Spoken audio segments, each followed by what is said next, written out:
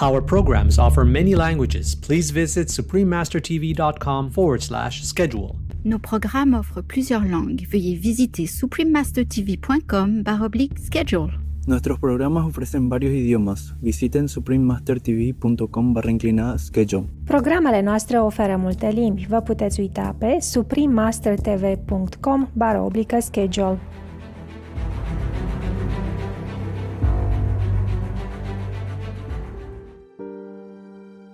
It is telling us, the earth is telling us we have to change. And there is this one light that you see at the end of the tunnel. So we have that solution and we just have to go grab it and take it, right? And build the structure around it so that we can now transition to that. Climate crisis. Countdown to year 0. Part 2 of 7. Continue watching to find out more. Caring viewers, I'm Tracy. The people of Trinidad and Tobago, thank you for carefully using the Earth's precious resources, conserving them whenever you can, thus being good stewards of our planet. May heaven bless you for your thoughtfulness.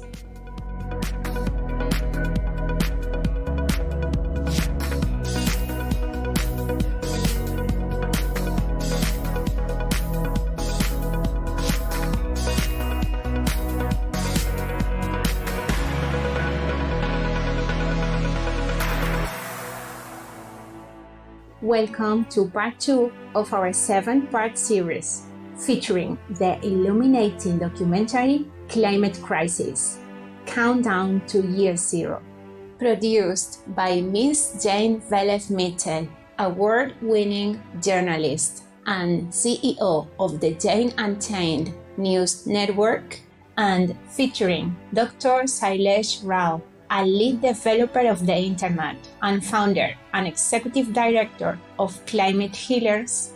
This riveting film presents an urgent appeal for human beings to change.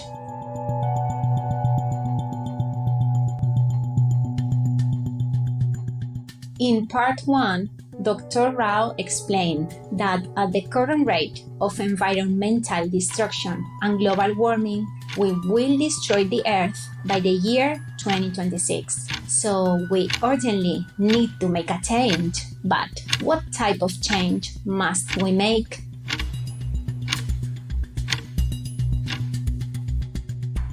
On today's program, we'll continue watching Countdown to Year 0 by joining a student climate change strike in New York City.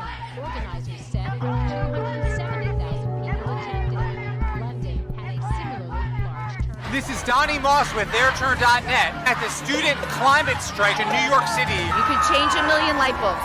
You can turn off the water while you're brushing your teeth. But changing what is on your fork makes the biggest impact of all. If we don't do this and make huge changes in the next 5 to 10 years, our kids are all going to be climate refugees. If we don't address the impact that climatic warming has on our planet, then we're just scratching the surface. We're overfishing the oceans, and 40% of all the fish caught in the ocean is fed to pigs and chickens and domestic salmon. So we're literally eating the oceans alive. So if we put an end to industrialized fishing, that go a long ways to allowing the ocean to repair itself. And if the ocean repairs itself, we can solve this problem because it is the regulator of climate. The single greatest absorption of CO2, the production of 70% of the production of oxygen that we breathe comes from phytoplankton, and we've diminished phytoplankton populations by about 40% since 1950. So all of these issues should be addressed, but it's not getting the attention that it deserves. The leading cause of species extinction, habitat destruction, ocean dead zones, water pollution. I think it is heartening that the teenager Greta Thunberg, who started this whole youth climate movement, is a vegan, convinced her family to go vegan, and talks about the need for people to give up animal products in order to stop climate change. And hopefully that will become more of the messaging for the students and youth and everyone involved in this climate movement.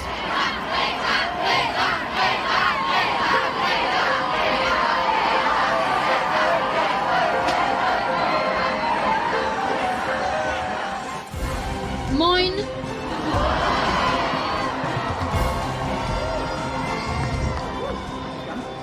I am very proud to stand with you here today in Hamburg. You, the German students, have made history, and you should be very proud of yourselves.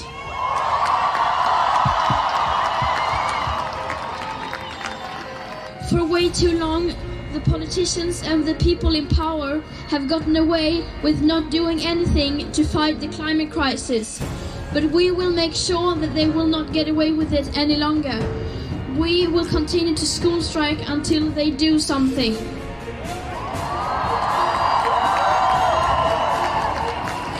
And we are striking because we have done our homework and they have not.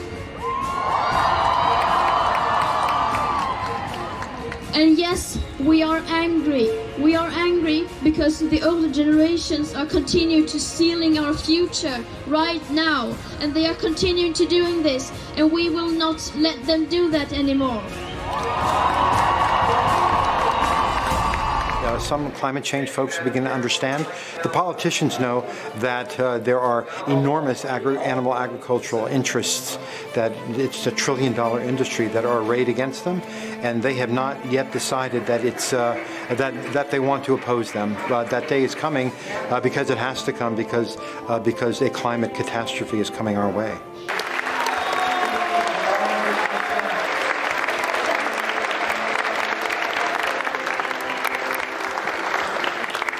Certificate declaring Jane Goodall Day to my personal hero since childhood, Jane Goodall.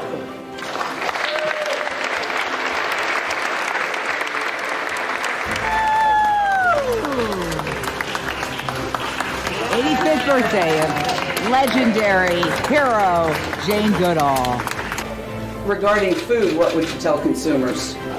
I would tell consumers to eat less or no meat, to move towards a plant-based diet. Can you discuss the role of animal agriculture in deforestation and habitat destruction? Well, in a nutshell, animal agriculture, where animals are kept in these intensive factory farms, one is shockingly cruel. We have to realize that farm animals too have personalities and emotions, can feel happiness and fear. But also to feed all the billions of animals that are now kept in these conditions, it means destroying environments to grow the grain to feed them, which means the use of much fossil fuel giving out CO2 emissions, adding to the greenhouse gases and climate change. It uses a lot of water. In addition to all of that, the animals produce methane gas as a byproduct of digestion, and that is a very vicious greenhouse gas. And finally, these creatures are given antibiotics just to keep them alive, not necessarily because they're sick, and the bacteria are building up resistance. And as we destroy the forests and other habitats, it means that we are actually stealing the future of our children, because we are part of the natural world. We need the natural world, and we're destroying it so fast. Unless we all get together now, it will be too late. Wherever you are on this journey, I hope that I can help you through the Kind Diet or the Kind Mama in terms of just our best way to get everyone on board is to be our most vibrant, healthy selves and to feel our best. We're walking billboards, right? If you feel good and you look good, people want to know what you're up to, right? And so being that your healthiest version of yourself is the way forward. And if you can, hopefully with the Kind Diet, I can help you to just get more in the superhero zone so you feel your best. And depending on anywhere you are, I welcome you. If you eat meat all the time and you just start eating less of it, we are so grateful for that choice. Not only the animals are grateful for that choice, your body is grateful for that choice, the earth is grateful for that choice, and obviously the people who are starving all over the world. We have 10 years to turn it around. I don't know how aware everyone is of what a serious situation climate change is. So every time you eat a plant-based meal, you can pat yourself on the back. It's the most powerful thing you can do. You know, when you're vegan, one thing that I found was that all my vegan friends, one of their regrets was that they didn't go vegan sooner. And for me, my regret as an activist is that I didn't become active sooner. And I see a lot of heads nodding. I really invite you to make a commitment in your life to not just be vegan and be like, I'm not going to take part in the system, but I'm going to use my life, I'm going to use my time and energy to actually make a difference, because that will make a difference. And let me tell you that by being involved in the community, I'm 100% convinced that we will see a vegan world within our lifetime. So we are here to start the ball rolling for a vegan world by 2026.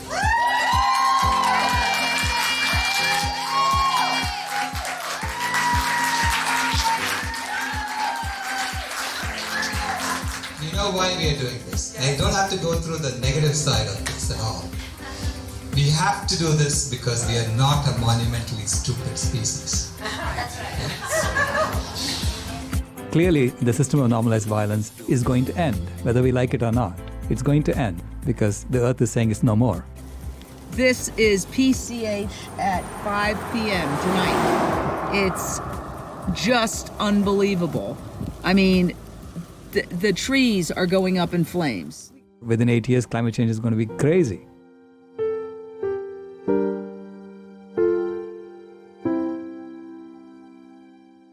It is telling us, the Earth is telling us we have to change.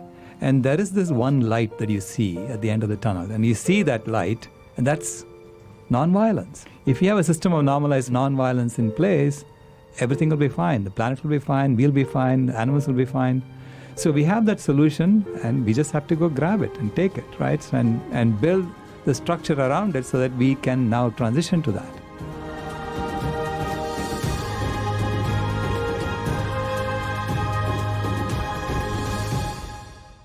Thank you, Dr. Sailesh Rao, for sharing your insights on the light at the end of the tunnel.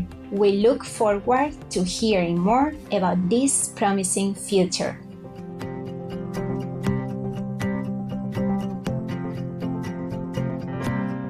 Precious viewers, thank you for your company today. Please join us again on Monday, April 13th for part 3 of Climate Crisis, Countdown to Year Zero. Through the grace of the divine, may you be safe, may you be loved, and may your life be fulfilled. Our programs offer many languages. Please visit suprememastertv.com/schedule and suprememastertv.com/PE.